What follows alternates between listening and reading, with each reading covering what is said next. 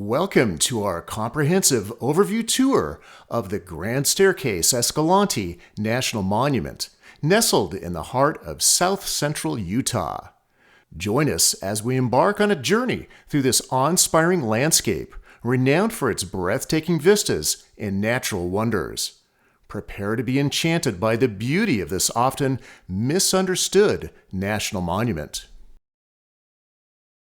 On this tour, we'll explore its distinctive geography, explain its geology, which is like nowhere else, plus show you just some of the many great places to visit, and there's lots of them, more than we can cover in this video.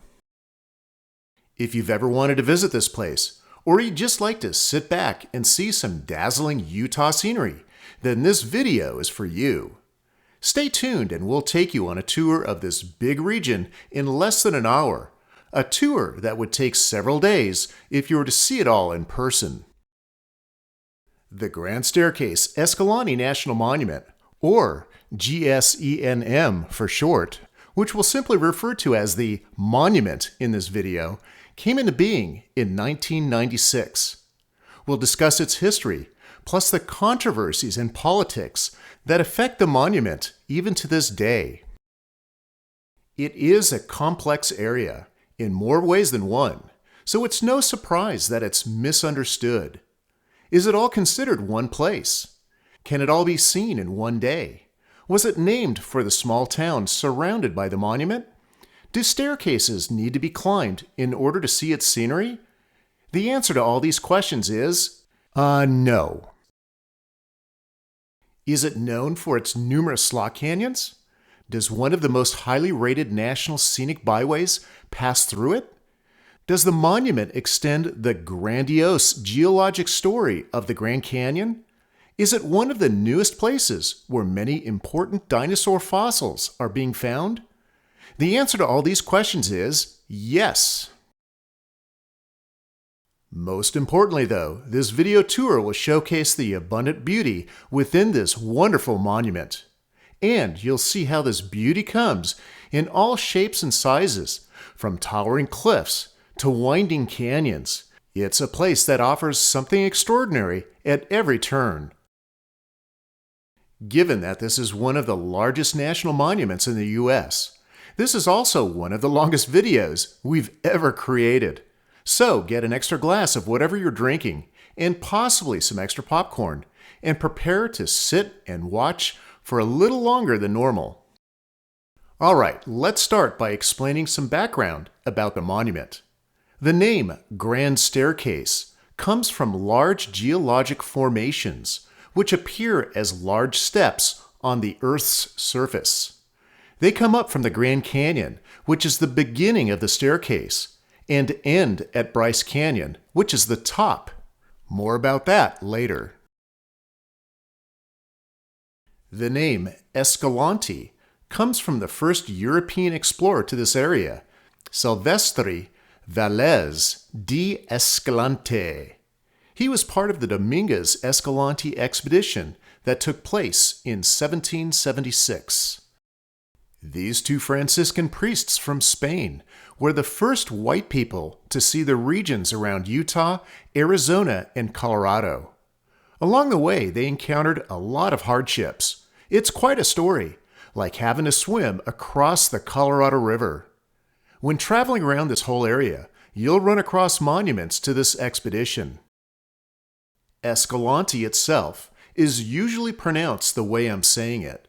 However, some people, mainly locals, pronounce it Escalante or Escalante, with emphasis on the A. The actual town of Escalante, which is located inside the north-central portion of the monument, was founded in 1875 and became the jumping-off point for pioneers that trailblazed the current hole-in-the-rock road in order to settle portions of northern Arizona. There's a museum just east of the town of Escalante that showcases this very courageous endeavor. As for human history before the Dominguez Escalante expedition, from around AD 500 and 1600, the Fremont people, as well as the ancestral Puebloan people, also known as the Anasazi, all nomadic people on the move, left evidence of their existence all over the monument. The idea of creating some sort of national monument or preserve covering portions of this area initially began in 1934. It became reality in 1996 with the boundaries that are in place as of 2024. There was some contention when the monument was formed in 1996. President Clinton promised that he would sit down with Utah officials to discuss details and hear feedback about the proposed monument before he signed anything. Later on the same day he said this, he signed the monument into law. He also held a signing ceremony on the south rim of the Grand Canyon, which is in Arizona, not in Utah, or inside the current-day monument, fearing local protests. Up to this point, the state of Utah was already unhappy with its large proportion of federally controlled lands that it has little say over. The monument would be the biggest ever created in the USA at that time. Many officials questioned if using the Antiquities Act of 1906, normally used for protecting small portions of historic lands, even applied to bringing such a large portion of land under federal control.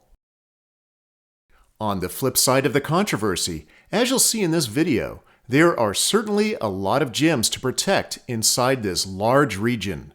It does seem like it would be difficult to create many small monuments to protect those many gems. Creating a large monument seemed logical.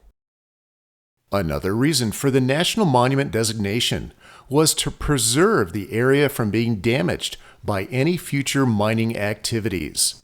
As seen here, there are large coal seams found throughout the Kaparowitz Plateau section of the monument. Tearing up the scenic Kaparowitz Plateau to mine its coal reserves was a valid concern in the 80s and 90s. However, by 2010, the demand for coal greatly diminished, and a coal mine would not have been economically feasible. Even the coal-fired Navajo generating station in nearby Page, Arizona was decommissioned, resulting in various nearby coal mines being shut down. As mentioned, there's a lot of varied land and beauty throughout the monument. Some of the large parcels of land are very barren and seem void of any beauty to many people. This caused a lot of local people to wonder why such large swaths of land needed protection, and, in turn, added to the impression that this was just a large land grab by the feds. Due to continued pushing by the Utah state government, in 2017, the size of the monument was reduced, roughly by half. This was due to President Trump being elected and siding with the citizens of Utah. This is a map of the original borders from 1996. And this is a map of how much it was reduced in 2017. In fact, the monument was split into 3 separate monuments: the Grand Staircase National Monument, Kaparowitz National Monument, and Escalante Canyons National Monument. In addition, the state of Utah wanted to create a state park, placing property under their control to commemorate the pioneers along Hole-in-the-Rock Road. And Utah senators proposed transforming the 3rd national monument into Escalante Canyons National Park. In 2021, however, President Biden restored the monument's original and contiguous borders on the day he was elected. Moving forward, you can be certain that the monument will continue to be disputed as the political ping-pong match continues. There are strong opinions on both sides of this issue, but, unfortunately, it is the hundreds of people who live there who suffer the consequences of decisions that are made without their input or consideration. There are generations of ranchers, business owners, Native Americans, and others who lived on these lands for decades and call it home. Another interesting twist to the story is that a new governing policy emerged when the monument was created in 1996. Rather than the National Park Service govern this national monument, just like it does with other monuments, the Bureau of Land Management was asked to govern the new monument. This policy remains today and is actually a good thing. On the one side, this meant that no additional government funding was required, since they didn't need to add more management facilities and staff. On the other side, since the BLM was already managing much of the land that is now incorporated into the monument, at least Utah could work with BLM staff stationed locally who had first-hand knowledge of the area, instead of national park staff in Washington, D.C. This new form of managing national monuments continued after the year 2000 with the creation of Grand Canyon Parashant, Vermilion Cliffs, Gold Butte, Basin and Range, and Bears Ears national monuments. One last observation regarding large national monuments. Much of these lands were already protected by wilderness since the 1980s and managed by the same government agency, the BLM. Adding a national monument added a new layer of government to something that was already protected. But did it really need additional protection given today's reduced threats from mining and ranching? It also added more public awareness to the area, which in turn brought a lot more visitors. As you can see on the map, it stands out. Since the monument was created in 1996, visitation has exploded. We can remember exploring this area in the early 1990s, and there was very little traffic. Today, places like Hole in the Rock Road is filled with heavy traffic, and many trailheads like Willis Creek Slot Canyon and Calf Creek Falls have overcrowded parking lots. In the Kanab Visitor Center, which I'll talk about in a moment, this sign indicates that there has been a 98% increase in visitation to the monument between its creation in 1996 and 2021. All right, enough about politics. Let's move on and discuss where in Utah this big monument is situated. Basically, its geography. Here's one of the best maps to use for planning a trip anywhere in the Southwest. The Automobile Club's Indian Country Map, which has been around for as long as we can remember. We've cherished each new version of this map, and we have planned many trips using it since the 1980s. The orange-shaded area is the monument. Most of its borders are sandwiched up against yet more federal land, like national forests and national parks. Its northern border butts up mostly against the Dixie National Forest, which is scattered all around southwest Utah. The east border is up against Capitol Reef National Park and Lake Powell, known as the Glen Canyon National Recreation Area. Both of these units are governed by the National Park Service. The southern border is also Lake Powell, plus the state of Arizona, Vermilion Cliffs National Monument, and BLM lands near Kanab. The western border is up against Dixie National Forest and Bryce Canyon National Park. As you can see, the monument is surrounded by many of the tourist attractions of the Southwest, including the Grand Canyon, Zion, Bryce, Lake Powell, and Capitol Reef, making the Grand Staircase-Escalante another point of interest among all the others. The nearest commercial city to the monument is St. George, situated along Interstate 15, located about 90 miles to the west. Another large commercial center is Cedar City. Other full-service towns near the monument are Kanab, Utah, and Page, Arizona, both situated south of the monument, offering numerous hotels, gas stations, and eateries. Inside the north-central part of the monument, but not part of the monument, is the small town of Escalante.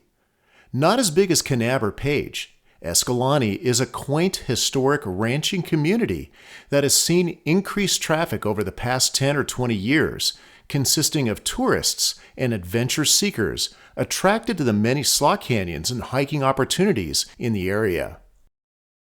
Escalante has a half dozen hotels, a few eateries, and the few essential gas stations needed to explore the vast sections of the monument to the east and south. There's also Boulder, which is located in the northeast corner of the monument, about 30 road miles from Escalante. Boulder has a couple of hotels, a gas station, and a very famous restaurant. For the purposes of providing more geographical details, especially from the BLM directly, we're going to use their map when explaining the roads and point out most of the places we'll be visiting. The entire monument can easily be thought of as 3 distinct sections. They are the Grand Staircase to the left, the Kaparowitz Plateau in the center, which is bordered by the Coxcomb on the west, and the Straight Cliffs on the east, and on the east side, Escalante Canyons, which is where the majority of the slot canyons and scenic landscapes are located. We'll talk more about each section in a moment. These 3 sections of the monument were identified when it was first created, so it is no surprise that when the monument was split into 3 separate monuments in 2017, those 3 sections were used. Also, there are 3 rivers or drainages in the entire monument. They are the Paria River that drains most of the land from Bryce Canyon and the Grand Staircase, Waweep Wash that drains the western side of the Kaparowitz Plateau, and the Escalante River that drains the eastern side of the Kaparowitz and the entire Escalante Canyon section. The Paria River empties into the Colorado River at Lee's Ferry. Here you can see the milky waters of the Paria mixing in with the blue waters of the Colorado at the confluence. Both Waweep Wash and the Escalante River drains into Lake Powell, which essentially is the Colorado River. One more thing to know about in relation to geography. There are 5 visitor centers that are also museums that support the monument. Of the 5, 3 of them are actually operated by the National Monument itself. Starting with those 3 visitor centers, the main one is located in Escalante. Its biggest focus is on the Escalante Canyon section of the monument. The second visitor center is located in Big Water. Since this one is on the south end of the Kaparowitz Plateau, it focuses on exhibits and information about dinosaur fossils found close by in the monument. The third and smallest visitor center is located in the small town of Cannonville near Bryce Canyon. This visitor center focuses on the Grand Staircase portion of the monument. The visitor center at Bryce Canyon National Park also has a lot of information about the Grand Staircase in general, including a great relief map showing the staircase as it extends from the Grand Canyon to Bryce. In our opinion, this model is the best example of the Grand Staircase.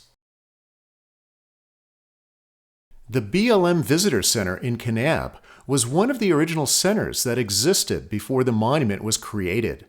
It is located on US 89 on the east side of town. Kanab actually has 2 visitor centers. The original one, which focuses more on archaeology, and a newer one that was built around 2017. The newer one can be found south of town on Highway 89A and has a small information desk. Its main purpose is to house the administrative offices for the monument. We strongly recommend visiting any of these places before you start your adventure into the monument. The folks here will know the road conditions and give you recommendations on where to visit. Now, let's talk about how to get to some of the great places to see. The monument is traversed east-west by 2 paved highways. It's traversed north-south by several dirt roads that are best driven using high-clearance four-wheel drive vehicles. Those 2 paved roads are US 89 to the south and Utah State Route 12 to the north. Both roads can be traveled by any type of vehicle. The stretch of US 89 that goes through the monument begins in Kanab and stretches to Page, where it heads south towards Flagstaff, Arizona. Don't confuse 89 with 89A, which is an older alignment of 89 to the south that is used for accessing Vermilion Cliffs and the north rim of the Grand Canyon. The A stands for alternate. The original alignment of 89 crosses the Colorado River at Marble Canyon near Lee's Ferry and goes over the Navajo Bridge, built in 1929, which is when the original Highway 89 opened. This bridge marks the northern end of the Grand Canyon. In the late 1950s, Glen Canyon Dam was built about 15 miles upriver. The bridge over the dam was a faster way to get between Kanab and Page, so it was given the US 89 designation, and the old, original alignment became 89A. Then there's the story of SR 12, also known as Scenic Byway 12, or by its full name, A Journey Through Time Scenic Byway. Its National Scenic Byway designation occurred in the 1990s and has since been rated as one of the most scenic highways in the United States. Most places in the monument, including the dirt roads that traverse it north-south, are accessed from either of the paved highways. 3 of the dirt roads actually connect to both US 89 and SR 12. Although there are many dirt roads in the monument, the major north-south roads follow an easy-to-remember numbering sequence. It begins with BLM Road 100, a road on the east side that goes by the name Burr Trail. Moving west, the next major road starts off SR 12 near Escalante and is the only major road that dead ends. This is BLM Road 200, also known as Hole in the Rock Road. It ends at a famous drop-off overlooking Lake Powell. Next, heading west, is BLM Road 300, Smoky Mountain Road. It traverses the entire Kaparwitz Plateau. It too starts in Escalante and ends on US 89 near Page at Bigwater, where one of the visitor centers is located. Images of BLM Road 400 are often used for representing what the monument looks like.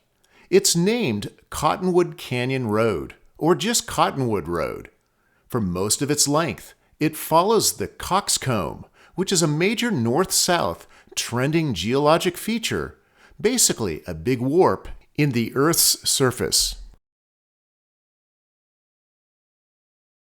Last but not least is BLM Road 500, which runs along the monument's eastern border. 500 is a combination of both Skutumpah Road and Johnson Canyon Road. Okay, you got all that? I'll cover more about all of the roads, along with what there is to see along them, later in the video. Alright, now it's time to talk about the fascinating geology of the monument, which is found nowhere else on Earth. We'll start with the name Grand Staircase. That name accurately describes the series of long and broad steps in the topography of the land that starts from roughly US 89 and ends at the top of Bryce Canyon National Park. Those broad steps that stretch horizontally for many miles go beyond the monument's border, extending further to the south, all the way down to the bottom of the Grand Canyon. These steps become much less broad in the canyon. From the bottom of the canyon, at the Colorado River, to the rim of Bryce Canyon, there are many flat geologic layers known as formations.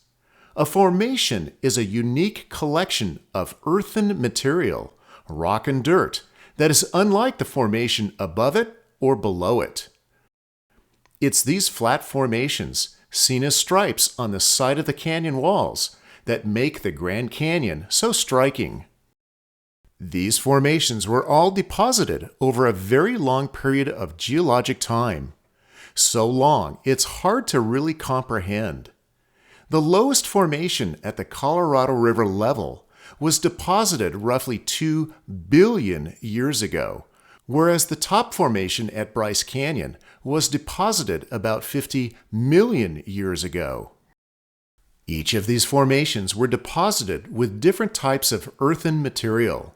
Some became very hard-packed, making them more resistant to erosion and weathering, whereas other formations were softer, making them easier to erode away. You'll hear, or probably have already heard, the names of some of these formations, such as Navajo Sandstone and Chinle Formation. The Navajo is very thick and forms vertical cliffs when it erodes, like those seen in Zion Canyon and throughout the monument. The Chinle, on the other hand, is very soft. In many places, it has already eroded away, leaving broad and fairly flat swaths of land. To create a step in the grand staircase, you need a flat spot and a vertical rise. Formations like the soft Chinle make those flat areas, whereas hard-packed formations like the Navajo Sandstone create those vertical rises. On the Kaibab Plateau, south of Kanab along Highway 89A, at a place called Lefevre Overlook, you'll see one of the best views of the grand staircase you can get. Looking north, you can see flat sections of land separated by several step-ups or cliffs. This is the grand staircase. Here's a panoramic view from the Lefevre Overlook. Starting from the west, you can see the Pine Valley Mountains above St. George.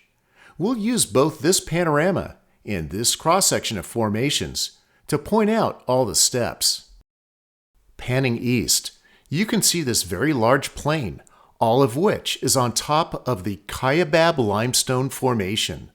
This is the same formation pointed out here at the very top of the Grand Canyon. The first step up is known as the Chocolate Cliffs, which is a medium tough layer called the Moenkopi Formation. When it erodes, it slopes like this at a 45-degree angle. Here's where the Moenkopi is located in the cross-section. Above it is that soft Chinle Formation, and it created the next flat step, which is basically the elevation of Kanab, Highway 89, and the southern border of the monument. The next vertical step up is known as the Vermilion Cliffs, not to be confused with Vermilion Cliffs National Monument. These cliffs are made up of both the resistant Monavi and Kayenta formations. Next is a flat spot where large amounts of eroded Navajo sandstone came to rest, which is now simply sand, pinkish red sand. When you look at the cliffs of Zion Canyon, often you'll see the bottom half is pinkish red, whereas the top half is white. The sand is from the bottom half. The next vertical step up is the Navajo sandstone itself, mainly the upper white half. That's why this is called the White Cliffs. In fact, it's the same whitish upper half of the Navajo sandstone, as seen here, that covers most of the Escalante Canyon's portion of the monument. After that, another flat area consists mainly of Carmel, Morrison, and Tropic formations. Then the vertical step behind it is called the Gray Cliffs, which are made up of Straight Cliffs Formation. These are also the cliffs you see here that make up the Kaparowitz Plateau. Above the Straight Cliffs is the Kaparowitz Formation. And finally, the last step up is the Pink Cliffs, which is Claron Formation, seen here, the earthen material that makes up all those funny-looking hoodoos in Bryce Canyon. Incidentally, here is Powell Point, the highest point of all the steps and formations. This is a prominent point, very visible looking east from Bryce Canyon. Another place to see the Grand Staircase is in Bryce Canyon National Park at the very end of Highway 63, on top of Uvimpa or Rainbow Points. Looking south, you can see all the steps I just mentioned, but in reverse order, all the way down to the Grand Canyon, which is roughly here, hidden from view. Okay, you got all that? It's funny that you have to get away from the Grand Staircase, such as at Bryce or Lefevre Overlook, to actually see it. You can't really make out the staircase when you're inside the Grand Staircase section of the monument. It's kind of like not being able to see the entire forest from all the trees. Now, if you take this Grand Staircase, then you add all the smaller steps up the side of the Grand Canyon's north rim, you have even a grander staircase that stretches from the Colorado River to Bryce Canyon, a total straight distance of about 80 miles. Pretty cool, huh? Well, I burned up all my geology talking time on the Grand Staircase section of the monument without delving into the Kaparowitz or Escalante Canyons sections. That's okay, because there's not that much to explain. Here's a quick summary of both sections. The Kaparowitz section mainly consists of the gigantic Kaparowitz Plateau. It is mostly made up of the Straight Cliffs Formation on all of its sides, which is also known as the Iron Springs Formation. And then, on top, is its namesake, the Kaparowitz Formation. These two formations were deposited during the later age of the dinosaurs, known as the Cretaceous period. Because the plateau was evenly pushed up by geologic forces, its nicely organized layers remained intact. Once exposed, they gave us access to many well-preserved fossils of the animals that lived during that period. The Kaparowitz Plateau is a very exciting place if you're a paleontologist. As mentioned, the Escalante Canyon section is made up of the erosion-resistant Navajo sandstone, and this is why there are so many slot canyons in this area of the monument.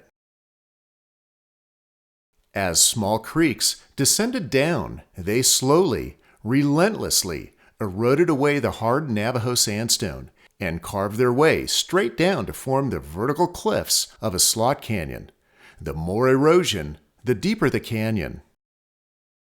This is very evident in places like Willis Creek Slot Canyon, where the top of the canyon starts like this, where you can simply step into it. After that, it begins getting deeper, like this. Later, halfway through it, it gets even deeper. Then further down, it gets really deep, like you see here. If you'd like to learn more about the geology behind the monument, go to our blog at backroadswest.com. Locate the article that supports this video, and look for the downloadable PDFs made by the Utah Geologic Society. You're watching me navigate to the webpage now. All right, next up, we're going to visit as many places as we can in a logical, geographic progression across the monument. Right now, we'd like to take a few minutes to let you know a little more about us. BackroadsWest.com, along with our sister and partner companies, can offer you a variety of services and expertise regarding the Grand Staircase-Escalante area. For starters, our sister enterprise, Snapshots West, is where you can find many fine art images for sale that were shot in and around the monument. These include places like Willis Creek Slot Canyon, the hoodoos in the White Rocks area, the bizarre landscape along the Coxcomb, and more. Check it out at snapshotswest.com. Click on Galleries, then click Utah. Browse through the collection, and you'll find pictures of the monument, as well as other great images from all over Utah and other regions. Next up is our tour planning service. Wouldn't it be great if you could talk to someone who has been there before and has lots of information about the area? That's us. Let us help you create a personalized tour of the monument. We can help you choose the best places to go based on your interests, your time frame, your abilities, etc., and even show you what those places look like, thanks to our vast collection of pictures. To find out more and schedule an online meeting with us, go to our website at backroadswest.com. Click on Creative Travel Guides. Then click on Tours. Then Tour Planning. Here, you can learn about what our services offer. Then lastly, click the Send Email button to schedule a meeting. Here's another touring option. We partner with a few local tour guide companies who offer both scheduled and custom tours of the places within and around the monument. One of them is Southwest Adventure Tours, who has minivans that hold between 7 to 13 guests.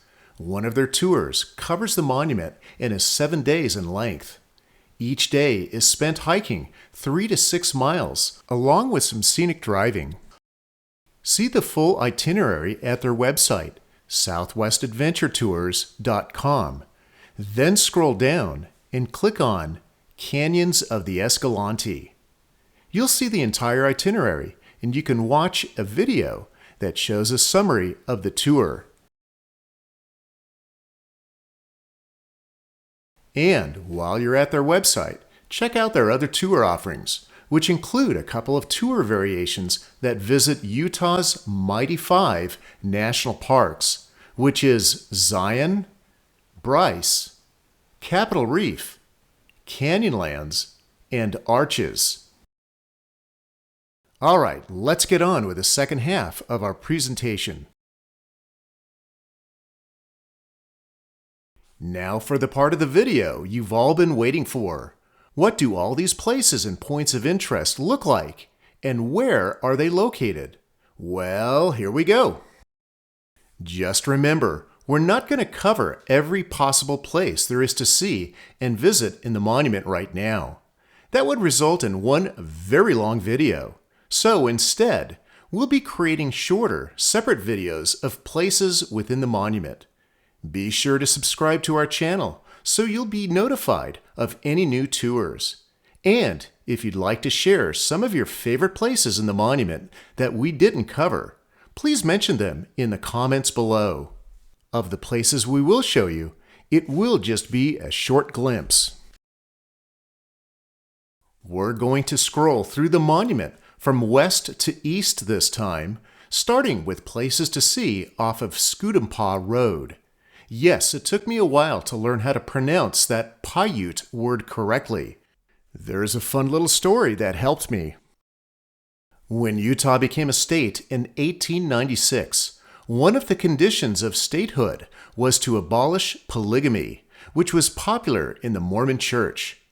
After that time, if someone was caught with 2 or more wives, all parties would be sent to prison. Many polygamists kept practicing in remote areas, including areas around the monument. The story goes, one time a young boy saw federal authorities coming up the road. So he yelled out to his father to hide, or scoot away, all but one of his wives. The boy yelled, "Skutumpah!" and the name stuck. Well, at least that's the story I was told. Anyway, let's start heading north up Johnson Canyon Road from US 89. This is a paved road for 16 miles. Along the way, you'll pass by the old Gunsmoke TV show movie set and some great scenery. Driving up the road further, it passes by more farmland enclosed by short canyon walls. As you see in this drone image, the road passes through 2 of the bigger steps in the Grand Staircase, the Vermilion Cliffs and the White Cliffs, created by the larger Navajo Sandstone Formation. The Vermilion Cliffs look small here, but are taller along portions of Highway 89. The pavement ends at the junction with Skutumpah Road. You'll bear right onto the road as it trends northeast, which is the beginning of BLM 500. The road ascends into juniper and pine tree woodland. At about 14.7 miles, you'll reach the trailhead for Lick Wash. This is an easy hike where you can go anywhere between 1 to 6 miles down canyon and then return to the trailhead. Lick Wash starts out as a short slot canyon and then widens with towering white Navajo sandstone cliffs on each side. The canyon cuts through the white cliffs of the staircase discussed earlier. Continuing up Skutumpah Road for 10 miles from Lick Wash, we'll cross over Bull Valley Gorge, which is a very deep and narrow slot canyon. Going for a hike in this slot canyon is not easy. First, you'll need to descend into it by hiking up canyon a distance to a place where you can scramble down. Once inside, the canyon is littered with boulders, making for a difficult hike. The bridge over the slot canyon was built in 2020. Before that, the road crossed over a bed of rock and dirt that was initially held up by the carcass of an old vehicle that crashed and fell into the slot canyon in the 1950s. Back on Skutumpah Road, the trailhead for Willis Creek Slot Canyon is reached in just 1.8 miles from here. Willis Creek is a delight to hike. It's what we like to call a user-friendly slot canyon. Rather than rappelling or rock climbing or squeezing through narrow passages, with Willis Creek, you just step into it. We first visited Willis Creek in 2006 and only saw one other couple during the entire hike. But the word is out, so don't be surprised if you encounter many people on your hike. You can hike down Willis as far as you'd like. In the first 2 miles of the hike, the canyon narrows down to a slot several times. When it reaches a confluence with another canyon, there are no more slotted sections, but the canyon walls offer dazzling murals, colors, textures, and patterns, all created by Mother Nature in the Navajo sandstone. Skutumpah Road ends at Cottonwood Canyon Road. Turning left leads to Cannonville in just under 3 miles. Look for the visitor center mentioned earlier on the left. Just beyond that is the pavement of Highway 12. For now, we're going to continue our virtual tour back on Highway 89 and head east to our next stop. Between Kanab and that next stop, Highway 89 runs alongside the Vermilion Cliffs for some 30 miles, as seen from this aerial panorama looking from west towards Kanab to the east. That next stop is the turnoff to Perea Town Site, which is reached by driving east on US 89 for 24 miles from Johnson Canyon Road. Before heading down the dirt road to Perea, you may want to stop and read the various kiosks and signs. The town site of Perea is reached on an easy dirt road, 4.5 miles from US 89. The road is easy if it's dry, but it's impassable when it's wet. Plus, the road heads downhill into Perea, meaning that if it is wet and muddy, it will be difficult to climb the hill back out. If there's recently been a good amount of rain or snow, we recommend not taking the road to Perea. Perea is a very colorful place, thanks to the Chinle Formation discussed earlier. It also has an interesting history. It was settled in the 1870s and slowly grew in population. The Perea River flooded several times in the 1880s, destroying the settlers' crops, causing many people to move away. Later in the 1950s, several famous Western movies were filmed here. Today, it's a great corner of the monument, offering beauty like none other found in the monument, or anywhere else for that matter. Continuing east on US 89, we'll pass through the Coxcomb, which when you drive by, if you look carefully, you'll see some very warped rock layers, all tilted in the same direction. Naturally, this is a very dangerous point on the highway because of a blind curve, so don't stop to look at it. Even pulling over to the side to see it can be risky. When you exit the other side of the road cut, looking to the north shows how all the warping continues on, which it does for over 30 miles. Then the Paria River is crossed. At 11.4 miles from the Paria turnoff, the Toadstools trailhead is reached. This trail is a pretty flat, easy hike that's less than a mile long to get to the Toadstools. These toadstools are uniquely shaped columnar hoodoos with darker colored cap rocks on top. Each hoodoo looks like it's wearing a hat. It's these darker colored cap rocks that preserved the softer, usually whitish Entrada sandstone below it. When we were there, we looked them over very carefully, but never did find any toads sitting on top of them. Ribbit. Back on 89, the junction of Cottonwood Canyon Road, or BLM Road 400, is reached in just 1.5 miles from the Toadstools.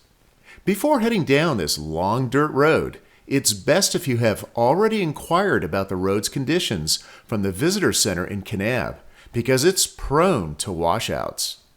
When the road is in good condition, it can easily accommodate two-wheel drive vehicles. From the pavement of 89, it's 48 miles to civilization in Cannonville. Make sure you have enough fuel and supplies to make the voyage. There's lots of great scenery to enjoy along Cottonwood Road. From this direction of travel, from the south, it starts out by passing through the desolate landscapes of the extreme southeastern base of the Kaparwitz Plateau. It then dips down into the canyon created by the Paria River. The road passes through narrow and colorful canyons, numerous spires, interesting and upwarped geology. Then it climbs up onto wooded high plateaus as it gets closer to the pink cliffs of Bryce Canyon. Much of Cottonwood Road travels along the Coxcomb, which geologists call the East Kaibab monocline. Some people might mistake this for a fault, but it isn't. It's more of an upwarp or rupture in the Earth's surface. It's responsible for creating the spectacular, colorful, bizarre, and hyperfolded landscapes that are seen along this road. The first point of interest is the Paria Box, about 11.8 miles from 89. This is where the Paria River cut through the folded geologic layers of the Coxcomb. You can hike this short distance through this box-shaped canyon to the Paria town site. Continuing up Cottonwood Road, in 2.7 miles, the trailhead to Lower Hackberry Canyon and Yellow Rock is reached. Hackberry Canyon offers a pleasant 2-mile walk up a narrow, winding, and colorful canyon with very tall sandstone walls. It's a little like a miniature version of the Zion Canyon Narrows, but without all the people. And, just like the Narrows, you're going to get your feet wet. But here, the creek bed is all sandy and soft. You can even hike up it barefoot. Hike up as far as you want, then turn around and return the way you walked in.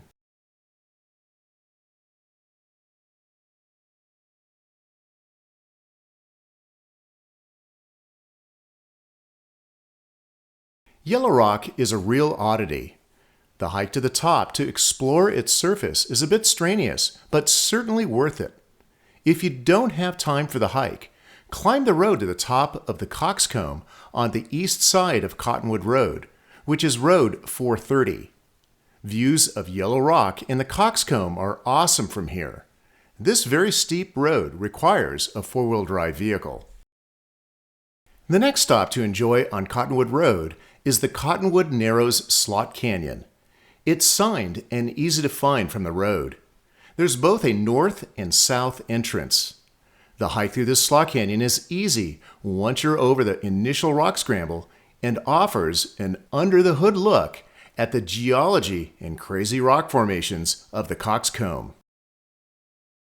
The south entrance is a much broader canyon and offers an easy walk alongside towering cliffs on each side, similar to Hackberry. The north entrance is more like a narrow slot canyon and is more rugged and not as refined as a typical slot canyon like we saw earlier at Willis Creek. Driving between both trailheads of Cottonwood Narrows, there are more bizarre and colorful geologic formations along the way. You'll want to drive slow here to enjoy all of the unusual landscapes. These scenes are often used to depict what the interior of the monument looks like.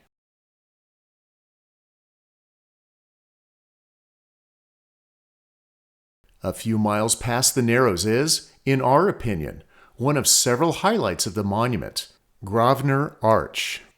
It's a unique double arch in yellow-colored Entrada sandstone. The arch is easy to find and easy to access. It's named in honor of Gilbert Hovey Grosvenor, the first editor of National Geographic magazine and past president of the National Geographic Society. Next up on Cottonwood Road, heading north, is Round Valley Draw Slot Canyon. This canyon again demonstrates how water cuts into the top of the Navajo Sandstone Formation, creating a narrow incision at first, then creates a deep canyon with high vertical cliffs further downriver. This slot canyon isn't easy to access because that incision dug deep almost immediately. If you're an experienced rock climber, you can get yourself to the bottom and enjoy yet one more of Utah's beautiful slot canyons. Our last point of interest along Cottonwood Road is Kodachrome Basin State Park. This area was featured in a 1949 issue of National Geographic magazine. The reporters photographed the area using a technology that was new to magazine readers, vibrant color film known as Kodachrome. Although the state park is not part of the monument, the geologic features are again very unique and like nothing else in Utah. Many of the features consist of solidified hot springs and geysers, like those found in Yellowstone, that filled up with sediment and then the surrounding sandstone eroded away, leaving a series of spires and sandpipes. After passing the turnoff to Skutumpah Road on the left, Cottonwood Road ends at Highway 12 in the small town of Cannonville.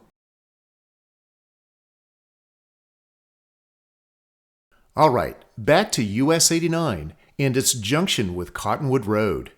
In 4.5 miles, we reach the small settlement of Church Wells. On the east side of town, a dirt road leaves US 89 that leads to trailheads for the White Rocks area.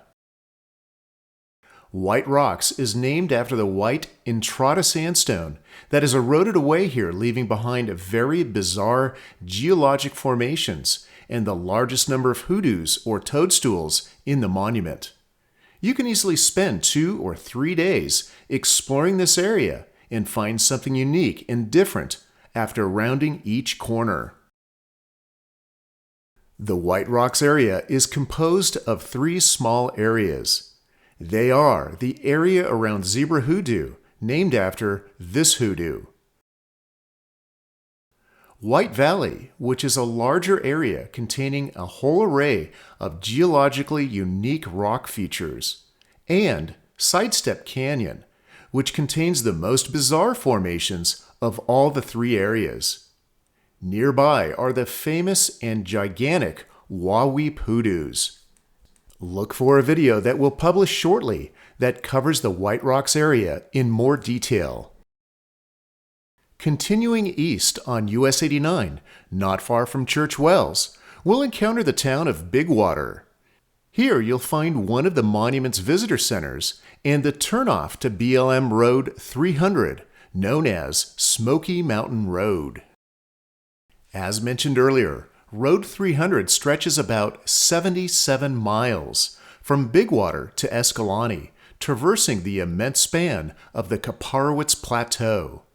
The road passes alongside Nipple Bench, Lake Powell, climbs the spectacular and scary Kelly Grade, and then passes through the gradual drainage of Avery Wash.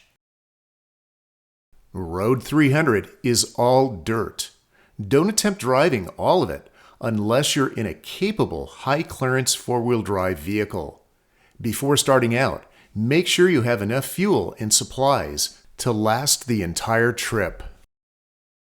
Shorter trips utilizing Road 300 would include a loop trip through Smoky Hollow and down Kelly Grade, which passes by some spectacular and colorful rocky scenery.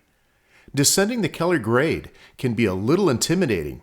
Almost seems like you're driving down into the Grand Canyon, but it's really colorful and interesting. Another trip would be up Left-Hand Collet Road and down Avery Wash, which is showcased in our video tour entitled Kaparwitz Plateau Road Trip. Just like other regions in the monument, 2 or 3 days can be spent exploring this vast plateau. Since US 89 dips down into Arizona after Bigwater, we'll reposition our tour back to Highway 12 near Cannonville and head east. From Cannonville to Escalante, the distance is about 33 miles. The road passes by some beautiful farmland, passes underneath Powell Point, the highest point in the Colorado Plateau, and goes through these hills named the Blues. Before reaching Escalante, the road passes through the northern end of the Kaparwitz Plateau. A viewpoint along this section points out some Native American granaries. Just before reaching Escalante, a short side road leads to Escalante Petrified Forest State Park. Like Kodachrome Basin, this too is not part of the monument. Unlike the petrified wood from Petrified Forest National Park in Arizona, which is found in Chinle Formation of Triassic Age, this wood is found in the Jurassic-aged Morrison Formation. By the way, the Morrison Formation is not exposed in the Grand Staircase we toured through earlier. We then reach the town of Escalante, discussed earlier in the video. The town is dotted with homes built in the typical Mormon pioneer architectural style. Continuing through town, the turnoff for BLM Road 200, known as Hole in the Rock Road, is reached in 4.5 miles out of town. This is the beginning of a 56-mile-long dirt road that ends at the road's namesake, Hole in the Rock, which is a historic site and overlook of Lake Powell.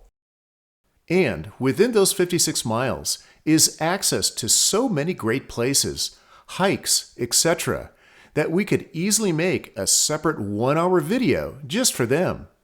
For now, though, we'll just visit a few of them so you can get the idea. Before we begin, remember earlier in the video when I mentioned how busy this road is? Well, all that traffic has created some serious washboard on this road. I'm talking bone-jarring, teeth-rattling washboard. The first few miles seem to be coated with something that helps with the dust and washboard, but when it ends, the washboard begins and goes for the next 50-plus miles. First up, in 4.5 miles, is Bighorn Slot Canyon. This is a 2-mile hike to the entrance of a 2-forked slot canyon. The left fork isn't very long, but leads to some really fun narrows and this unusual swirling rock. The right fork goes on for 4 miles until it reaches another dirt road that comes in from Highway 12. This fork is the one that's colorful. The canyon isn't very deep, but it's definitely narrow in places. Bighorn is one of the most colorful slot canyons we've seen. Even though you have to walk down a wash for 2 miles to get to the canyon, once in, it won't disappoint. 3.5 miles from Bighorn is the trailhead for Zebra and Tunnel Slot Canyons. This is a loop hike that is about 6 miles round trip. It accesses 2 short, skinny, and very slimy slot canyons. Most importantly, though, it traverses some great scenery. In our opinion, one of the high points of this hike is the abundance of Mokai marbles. These small, round, metallic-looking balls can be found all over southwest Utah, but hiking between Zebra and Tunnel Slot Canyons was where we saw the most we've ever seen. Millions of them! The reason we called Zebra and Tunnel Canyons slimy is because of the stagnant, muddy water that accumulates at the bottom of each one. Some people take their shoes off and wade through the icky water as the sludge oozes through their toes. No thanks. The reward for doing this, though, especially in Zebra, is that, remember those Mokai marbles? They're embedded in the sandstone canyon walls here. It's a very unusual canyon. Tunnel Canyon doesn't have these embedded marbles like Zebra does. Next up is Devil's Garden, which is just over 4 miles from the Zebra Tunnel trailhead. In this 2 to 3 acre area, you can find a collection of hoodoos and miscellaneous rock formations that resemble big chess pieces. There's also this unique-looking arch named Mitate Arch. Not far after Devil's Garden is BLM Road 230, Left-Hand Collet Road, which is explained in more detail in our Kaparowitz Plateau road trip video. Not far up Road 230 is the 20-mile wash dinosaur track site with its collection of dino tracks, also explained in the aforementioned video. 2.2 miles from Road 230 is Road 240, known as Egypt Road. Guess where it goes? To a place called Egypt. This place is popular with the people that enjoy canyoneering, with its Egypt 1, 2, and 3 slot canyons. Looking over the edge of these canyons is impressive. Just don't get too close to the edge. It's a long way straight down. At the end of the road, the Egypt Trailhead is the jumping-off point for a long-day hike into the Escalante River Canyon and to a place called Neon Canyon with its Golden Cathedral. 9.4 miles from Egypt Road, a left turn off Hole-in-the-Rock Road onto Road 252 leads to 4 well-known slot canyons: Peekaboo, Spooky, Brimstone, and Dry Fork. If you want your fill of slot canyons, then this is the place to go. The preferred way to visit Spooky and Peekaboo is to hike up and through Spooky, providing you're thin enough. Then head west to the next drainage, which is Peekaboo, then head down it. The mouth of Peekaboo is difficult to climb up, but easier to slide down. This slot, Dry Fork of Coyote Gulch, we found to be a delightful and easy hike that went on for quite a while. The next point of interest along Road 200 is Dance Hall Rock. It's located 10.5 miles from our last stop. Remember that this road was the route that Mormon pioneers used for settling sections of northern Arizona. You'll see posts like this that mark the original route of the covered wagons. It took the pioneers a long time to travel over this difficult terrain. Naturally, they needed some entertainment during those times. This large rock was used as a makeshift dance floor for travelers along the route. Finally, 19 miles from Dance Hall Rock, the end of the road is reached at Hole in the Rock, the infamous, impossible, and unthinkable Colorado River crossing that the pioneers made by disassembling their wagons, then lowering everything by rope down the cliffs. This included their horses, supplies, children, everything. Then they floated everything across the Colorado River. Finally, they had to do the reverse up the cliffs on the other side. Talk about an undertaking and the determination to do it. By the way, the last 10 miles of Hole in the Rock Road is in Lake Powell National Recreation Area. It's not in the monument. The road also becomes increasingly rough. When we first drove this road to the very end, we reached Hole in the Rock at sundown. We then drove those 60 miles back to Escalante in the dark. And it was really dark. It took us almost 2 hours. One more thing to mention before we leave Escalante. There's Road 210, known as Cedar Wash Road, that leads due south out of town. This short loop road ends at Hole in the Rock Road. The purpose for taking this road is to visit two natural arches. One arch is accessed by climbing down a hill, then walking underneath it. This is called Covered Wagon Natural Bridge. The other is called Cedar Wash Arch. You can view it from two different viewpoints. This short 13-mile road makes for a nice 1 to 2 hour side trip from Escalante. Continuing east on Highway 12 from Road 200, in 5 miles, we reach the Head of Rocks Overlook. This will be our first view into the vast network of Escalante canyons. The winding road now makes a slow descent into the canyons and eventually crosses the Escalante River. It was quite an engineering feat to carve the roadbed out of the solid Navajo sandstone here. During the descent, look for the Kiva Cafe on the left. It's a unique eatery and coffee house that is quite popular. It offers great views of the Escalante Canyon below as you sip your coffee. In a half mile, Highway 12 crosses the Escalante River.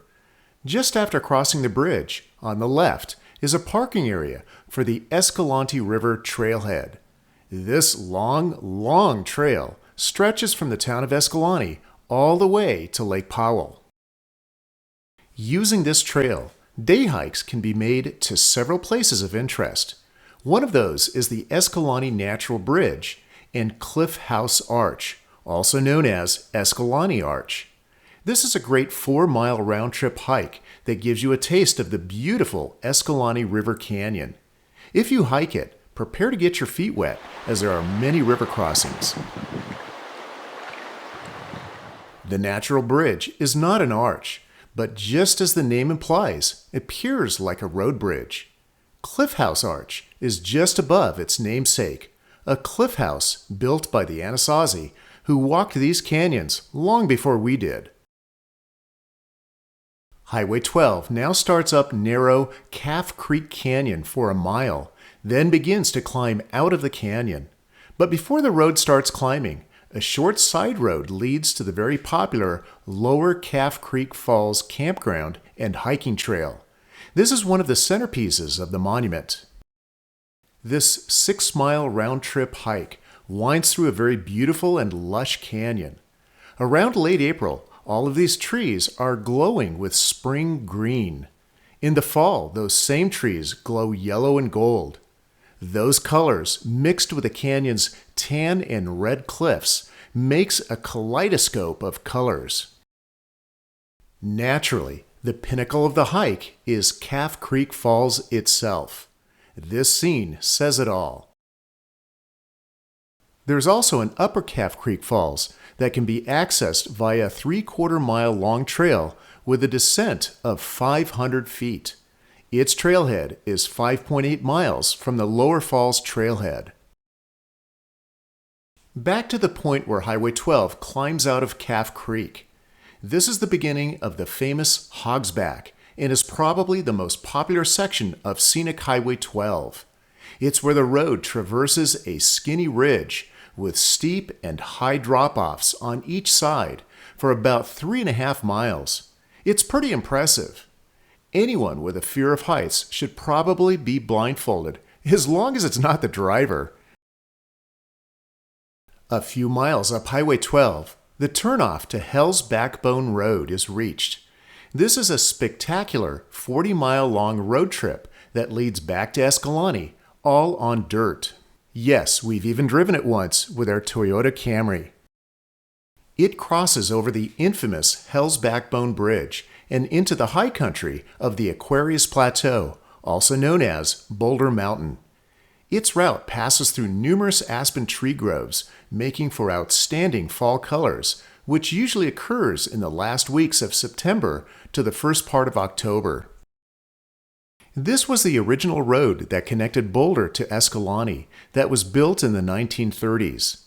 Later, the stretch from Head of Rocks Overlook to Boulder was completed in the 1950s, making the route 16 miles shorter.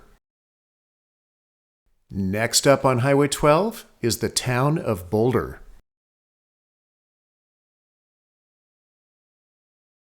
Where Escalante has a population of around 800, Boulder has about 230. The elevation of Boulder is 1,000 feet higher than Escalante at 6,700 feet. Boulder is named after the black lava rock boulders that can be found lying all over the area. They are easily spotted on top of the white Navajo sandstone. These lava rocks are actually millions of volcanic bombs that were hurled out of Boulder Mountain just north of the town of Boulder. Boulder is the beginning of the Burr Trail, known as BLM Road 100. In our opinion, we saved the best for last. This road offers a whole array of scenery. You can easily spend another couple of days seeing all of the sights off the Burr Trail.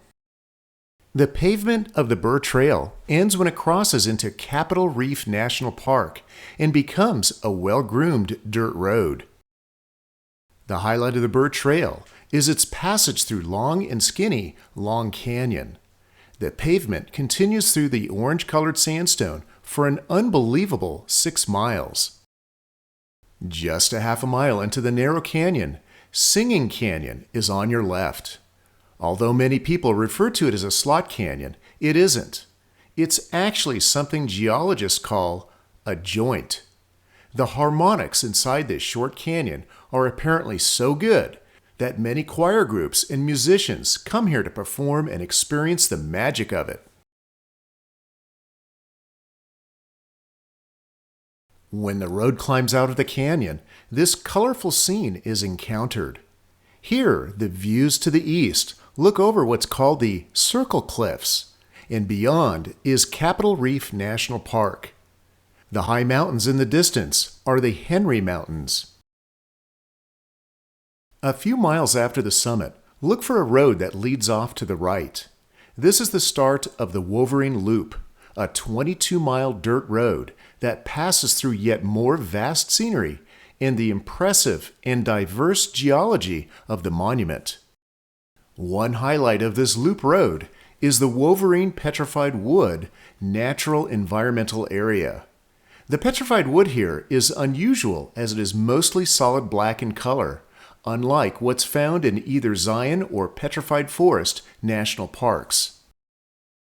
This road takes you through more scenery that's quite different from what is seen along the Burr Trail, and other attractions include Horse Canyon and Little Death Hollow Slot Canyon. And there you have it for now. We've run out of time for this video, but there are more roads and places inside the Grand Staircase-Escalante National Monument that we want to show you. Be sure to subscribe to our YouTube channel so you can be notified about them as soon as they come out. The next one will be about the White Rocks area. As always, thanks for watching. We enjoy sharing our travels with you and hope that you've enjoyed learning some things about this often misunderstood monument. And so, until our next adventure, we bid you happy exploring.